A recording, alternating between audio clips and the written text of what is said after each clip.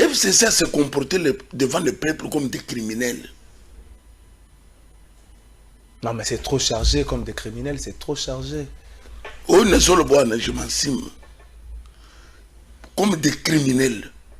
Criminels, oh, bazaba criminel. Il y a Kubomaka Batu. Bazaba criminel économique. C'est-à-dire que Bango, Bayaki na Congo démocratique, pour bazo bokunzi, a dirigé Batouté. Bayaki na Congo démocratique, bazo bokunzi, bazo mbongo. Bokunzi na bango permettre, pour bazo diamant, bazo or, bazo bakoltan. Basali ba report tina Zamba. Mais c'est dans le cadre de développement. Robot aéroport na Zamba, c'est dans le cadre de développement. Aéroport Nzela, c'est-à-dire que Nzela local Nzela Mabeloy. Nzela nende avion zokita. Et suka kaminere et kei. Même village one, bachaka ngwindete. Village one, babongisa kanzela na ngote. Bango, ce qui a intéressé nos amis, et ce qui richesse à Congo. Les bakozo moi et loko ba pesi moi na Congo. Bango ba ba milliards. Le mingi raïs. Bazo yebete loko raïs azo sala na mboka. Et que maintenant, trésor, Dieu nous a fait grâce. Il y a kufungu le misre sur le makamunyoso. C'est leur fait. Nasa comme ce que bakomeka façon nous ça se maintenir. Ça ne viendra pas. Mais pourquoi? Baza en face, il y a Dieu Tout-Puissant. Baza en face, il y a très haut, les créateurs. Oh, il y a Moïse. J'ai vu la souffrance de mon peuple. J'ai entendu les cris. Mais pour nous confirmer que Baza en face, il y a Tout-Puissant, il y a Dieu le Tout-Puissant, il faut la preuve parce que nous avons tout le monde en gros, pour lobby que non, Baza en face, il y a très haut. Hein? Baza en face, il y a très haut. C'est plus que manœuvre tout bazo sur les sikoy. Ils ont simbaté. Ce qu'on a na vie, au commun qu'on s'est le macam, ils ont simbaté. Zongo mukesema. Tout nan zambe na yo, na zo direction ni. Bah on peut à côté ba retraite moi mingi ba ke retraite na Mbola Lodge, ba ke retraite na Kinga 4, ba côté ba retraite moi mingi. Quoi de plus normal? Non, façon Kabila na batune ba sopi makile ya bato. Façon Kabila na batuna ye okoki koloba ka même bobote yo ka ba détruire mboka oy Zamba ko kila bangote ata ba belili nzambe ndenge nini eza na moment yo koloba na place Nzambe te avec Nzamba za miséricorde koloba na place Nzambe te omoni roi Saoul Bible zo be kabane ko be Nzamba zo ka yete eza na Bible ta za ko roi te à cause ya nini à cause ya ma méfait. Dengue Saoul se comportait devant le peuple. Tout ça que nous appelons son c'est que Kabila n'a jamais aimé Congo, le peuple congolais. Et l'autre intéressant, ça c'est grave, hein, c'est grave. Et l'autre intéressant que M. Joseph Kabila a, et ça qui richesse à Congo n'a bon. Tout le temps, au moins il n'est pas politicien, politique sur les salami. Les politiciens sont bananes. Les politiciens sont bananes. Je sais que sans se voiler de face. Bato osolo bana bato évêque osolo bana bato bazolo wana FCC bakena union sacrée bato bazo katisa ezaka bato lo ba ke otoyeba bango bana kala est-ce que okoko pesa malo lo bana na ko bise yo que moto koki ko contester pour le moment auto politique ya bande ko na biso IDP ça zate nandene auto politique il faut ça na résulter pas un peuple hein? Mais bien sûr na 2 ans hein wapi FCC na 2 ans parlement est venu na 2 ans wapi justice oui pourquoi ces gens bazana qui se comporter le col politicien le col commerçant mais puis politique c'est pour ça que même les éminents professeurs va perdre le même sens, il y a droit. tout le temps devant ma balance, il y a diamant. Oh. Tout le temps, ma téléphone, c'est que cobalt, il y a que sombele sur bien, tout le temps, nani a kendeki na poto, il passe le temps comme ça. Na comment que ça va combine na SNL facture wane yake 78 millions to ko bolandenge nini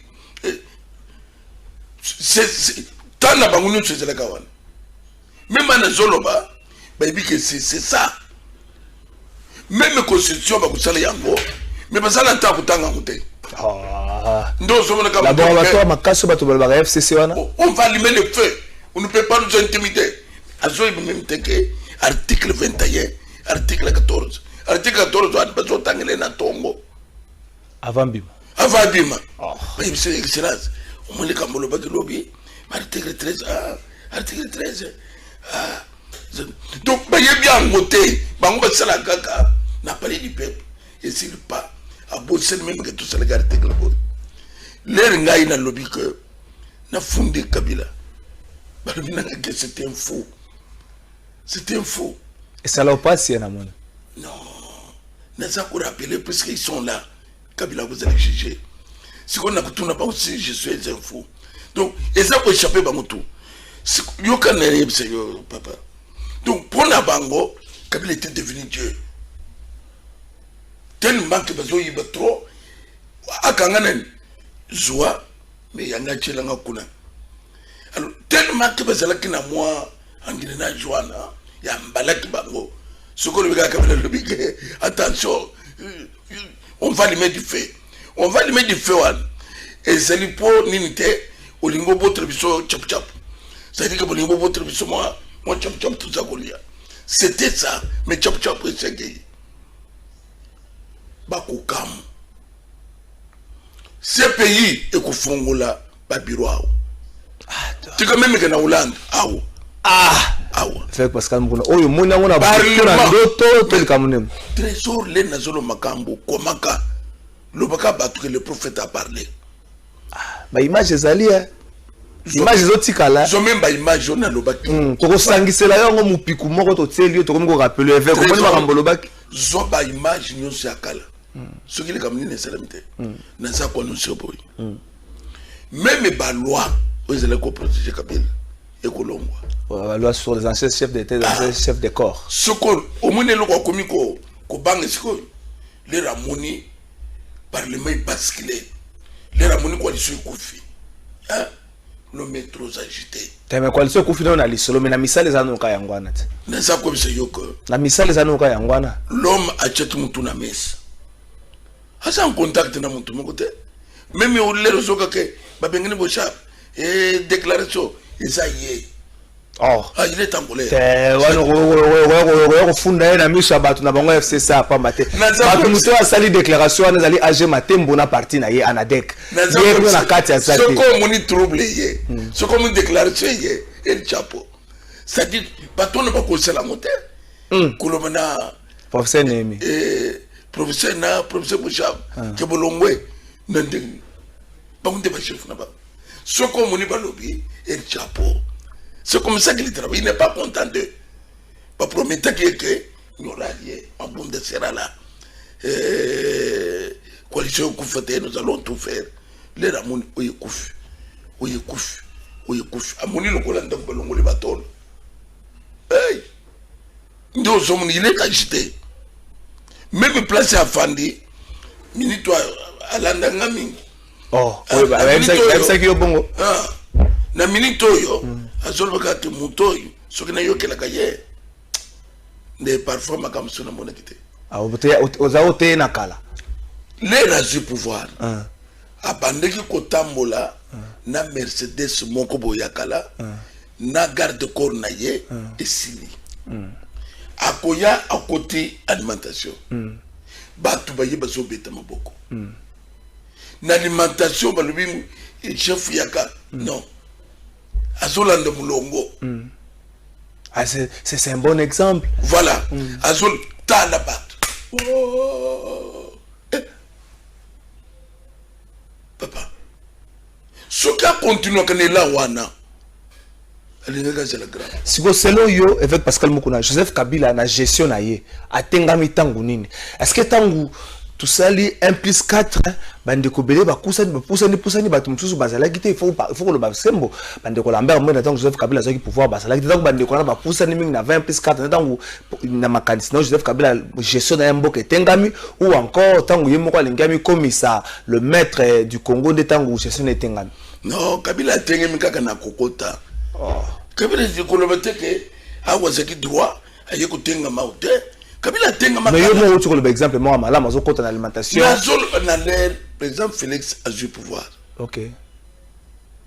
Si mon toko le non 18 ans c'est trop. Je prends congé. C'est comme ça que batunyo se va moyen la makambo. Mais l'air était que ya mutuna mutu kana yina nini et il y a cortège que le président. Alors tout le monde va lui pharaon. Pharaon lui mais pourquoi tout qui bana Israël bakay to landa bango c'est ce qui s'est passé donc ba yeko sala ba réunion que non au cause opposition était sala kana ba cortège aux hommes au cause en 2023 à cause oh tout allait à cause wapi donc et tu as mis ya komi qui ça yo komi à cause a on a kongwa to annuler maboko to betaki to annuler maloba nyonso to be okay et bonge yango ya kufanda surtout sima na maboko yo yaka donc bino bokanga ibonga kufanda ba to basali Kabila pression c'est le peuple congolais c'est pas les politiciens c'est pas les politiciens naza politicien ba politicien bazana même ba to basali Kabila pression c'est le peuple et ça na diaspora et ça là Kabila zali pression ya peuple congolais même place à Fandi na ebisaki kolanda ba politicien te ozo continuer ko ebisa le dilelo Raïs yonde okokamu ba bandi béton fachi yo zotal na mulito lera zofan soka landi déclaration ya ba msoza kina ba béton azotala nguna miso nano mone lokote ne sais que ko bima na humiliation na Congo démocratique. Donc est-ce que dans dengo sur le belana bona tout le la prophète lengi mingo za mikolo prophète le quoi prophète est-ce que makambo nyonso wana ekoki kozwa isu moko resté makambo ekiti evandi kimi FCC tikali liboke moko basali musana na bango mais batamboli na intérêt ya mboka trésor tout cela qui nous na plateau na ebiso que ba prophète ba pasteur o basali ki koloba pona tena Kabila ya soga zagi écran prophétique hein ngai ne ebisa ki awa o ko bi mse même nini ne ebisa ki ko ba bi malisos yo tuningai bongo makamba zeli ko ba Kabila ko zona lobi que ezali ki ba prophétie lukuta ngai na za ko bisa yo tawana ebi ko lobaka donc eza pona kutelisa yo ko FCC akutika le libokete akuté le boke pa même en so besola ndanga ba kutika la ka libokete le kana bi mi prison na modire bango oh ana modisa no ba ke makambo comme la FCC zaliyo na modisa ki bango oh na lobaki que bango ba ko bonga ka jamais ba ko sala ke loko na mboko yote ba sali ba ku mingi mosali na wana mosali na nzambe ngana ko senga pardon na compte na bango oza mosali na nzambe tata milimo tata milimo silga pa ko na bible obite ke li abenga ki moto etombi bato na bible obite ke li même ba prophète akala nazo kaka yo shomona non a modile Jericho na bible FCC na niveau ya commune makambo il n'y a pas quelque chose ya benissé bango ezeli ya quelque soit moti na niveau bango ba baby symbol qui sont moti Kabila tikala ndenge nzamba yebisaki kaye qui sera Iran ça est là vagabond Kabila sera vagabond ça est là non wana ndeko tone bongo bongo ça parce que adresse à Kinga Kati sali bon avec Pascal Mouko yo kanel so do Kinga Kati na ko bisoboy oui oyebeka adresse ka welete trésor moi je m'étonne Là, nous avons comparé Kabila et Mobutu. Qui était fort? Kabila c'est le politique, Mobutu c'est le politique. Mobutu a dirigé l'Afrique. Kabila a dirigé l'Afrique. Kabila a été dirigé par Rwanda, Burundi et Tanzanie. Mais Mobutu a dirigé l'Afrique. Mobutu a dit que tu n'as pas président. N'a pas pu Afrique. Mais cet homme-là est tombé. Mobutu a dit qu'il est le tout-puissant. Kawele, c'est là qu'il est le côté. On m'a dit qu'il y a même l'État. N'a côté qu'à la représentant y a misé. Oh. Donc nous, la Union sacrée, nous avons déjà posté. En tout cas, nous avons les représentants. Nous devons s'occuper de la misère. Il y a Kingakati. Na tele saka bantambo awo bankosi awo bangando azali kolala oh tout le temps azali na payoto oh na payoto na Kingakati muto détruire yango te etra le misère ya bana bazo visiter abotoli bisozo akekuchozo connaître. Donc déjà muto ata bazo futa la bango yote motika la kaka ngai na kozala kaka wana pona histoire okay. Ya kubetaka ya El Chapo ndenga yake na mboka na biso na 97 na makambo ya seli biso na ndenga yikutongwa 80 km muto apesi ete moko zu te wana asomba ki pa ba chef kutimela ndenga tous les lors mongo tango zo maudire FCC ozo maudire banane batu o to ke malam tango yo bibi na prison FCC zaki liboke moko o maudire FCC.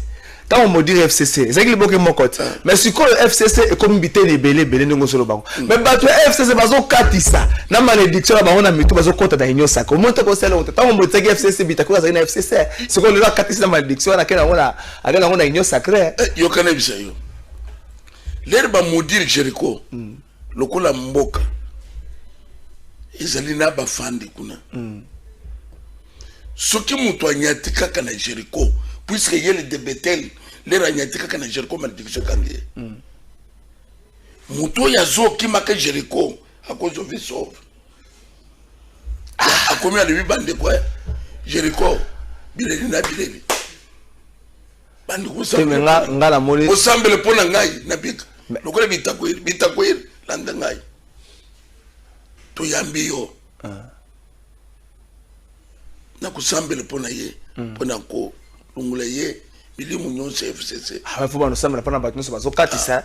Ce qui nous voyait, katisi akatsa kilobi na butu bongo semble pas na voyait azokota skoyo na ligne ya batu.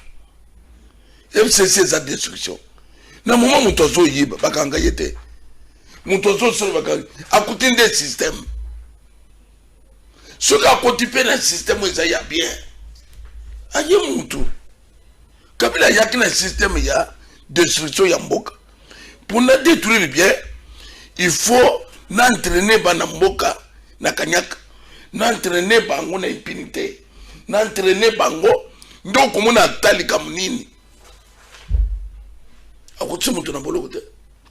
Mais Kabila le père asere ko chapatu na boloko. Oya zali oyibi. Momo so opesiye. Isili.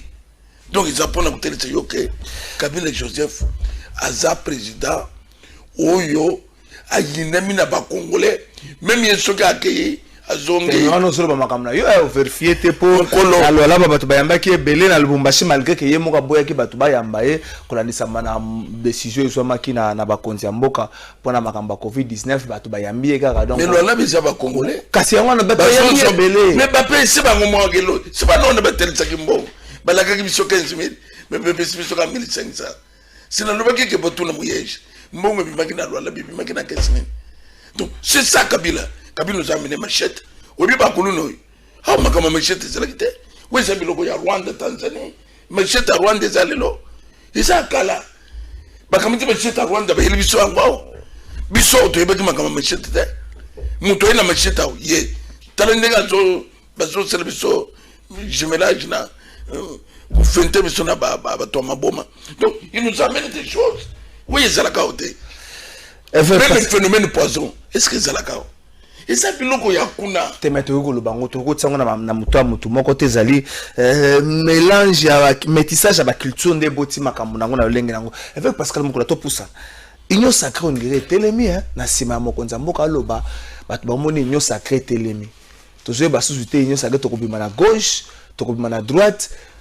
2020 etikali na 9 jours pratiquement premier ministre Lunkamba azapeka ka to kota na ye na 2021 mais union sacrée to bon to ndimi na biso to za sacrée union toujours parti to kobimela wapi côté kuna prophétie moni lo côté na quoi biso boy consultation na l'air balobisiko et c'est le bon pour yo lo ba telemi et telemi na sensi qui t'a dit telemi oh to so mona to kele donc pour na yo lo ko la ba passer des jours après 2 jours après 3 jours non mon konjaza na calendrier union sacrée côté le matin nzale la calendrier non c'est mieux balamba fufu et puis la batu bale kembangu mbangu ya kuteba bachela batu na mesa soki mutu aza na bonne volonté akobongisa ba puyeye soko muni kabila batu to ba servote c'est parce que quand na ye bonne volonté zate sikoyo consultation isili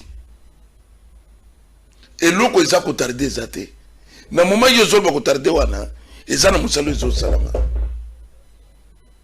ou ba ko tenir ce peuple congolais après consultation botel sikoyo direction to zo kenya informateur to zeli bato msuku to balembi kombo yango eza langage ya FCC bango bezaka bongo informateur to lembi bokena ye wapi FCC boza concerné baza concerné na likambo bayaki na consultation baso ko majorité na parlement ta bayaki na parlement baza na batuti bana baza sur na majorité mais FCC baza na majorité na parlement ezali kozanga songi ou bien nini soki bato baza na majorité moto na bino kwei ba sanction ata mwana kata libota ba sanction na kati mwana mota tengami opesi sanction yango no moni Kabila siliki d'ailleurs l'era zakina le poro no moni kata membre mo FCC tout autour na ye asiliki na ni même te ka solo ki na ba même zo continuer ko solo la pour ba saline et sa déception somuni ko kabona 4 parties sur 5 parties no ki pe mo so zo bo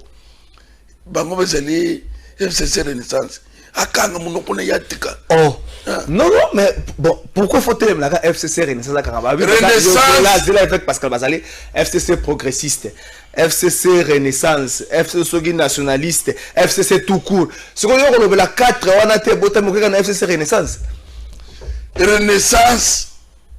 eza combo ya équipe o bango ba bundisi bazo continuer ko bundisa tilelo pesa malo papa mais bongo limbo là bazo bundisa Renaissance tilelo bazo continuer ko bundisa tilelo ba ko so combo Renaissance eza équipe Renaissance tout site verrouillé combo ya Renaissance OK mais ba bagisi FCC libosote mais vous avez Renaissance à part bisolaire to bimina na dering to che nani l'air to che comme ya dering baboy posa ki verrouillé ça qui verrouillé et Varese bolongo la boy ça qui verrouillé bisope to verrouillé et c'est Renaissance puisque la minute of Renaissance et na statut musos ya mutoazeli quelque part l'avenue du commerce ça saute que le Renaissance bakangi il faut ça na autorisation logo papier en tête on sait la logo na notaire on sait la bête amsou jaune était papier en tête orange était plutôt papier en tête na comme Renaissance non ba quoi bisa bango on sait la orange était quand même na c'est l'orange était combo t'es bon là FCC liboso front commun pour le Congo Renaissance or ba lu comme sous bacha FCC Kabila balingi mingi FCC Kabila Rais te merece ça ko bota ma sikati te soki déjà les locaux bakocha FCC Club